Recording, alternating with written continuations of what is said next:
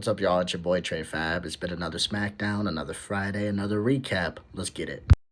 Start off with a tag team match between Jacob Fatu, Solo Sikoa, LA Knight, and Damian Priest. We saw early that Priest and Knight were kind of going at it, being mouthy with each other. It was kind of weird having them be on the same team, considering they're going to be in a match with each other the following night.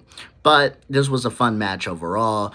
We thought that the match was probably going to end with a distraction between Priest and LA yelling at each other. But Knight was able to hit the BFT for the win. And then Priest and Knight started going at it. And you had Drew McIntyre come in for the Claymore. Seeing this Fatal 4-Way tomorrow is going to be amazing. I'm definitely going to talk about it. And then we had a tag team match between Piper, Chelsea Green versus Selena Vega and Alexa Bliss, who came out to a very nice pop. This match was fun. Alexa Bliss got tagged in at the end, had a little bit of a rampage, hit a sister Abigail on Chelsea Green for the win.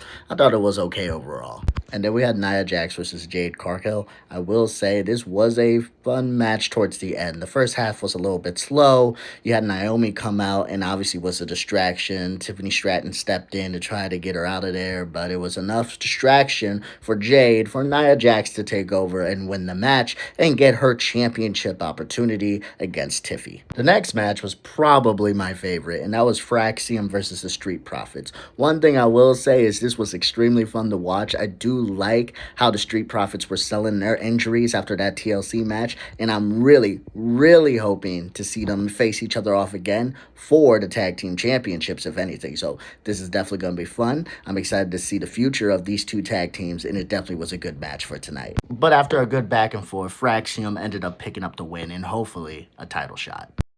Aleister Black versus Carmelo Hayes. I will say I enjoyed this match. The Miz tried to be a distraction to help Hayes, but he ended up costing the match for Carmelo. And then Black hit the Miz with a black mass. And this was a little fun match to watch, and I'm excited to see what the future of Black really holds. Hopefully his little feud with the Miz doesn't last too long. I'm not saying it's a bad pairing. I'm just not really feeling it too much.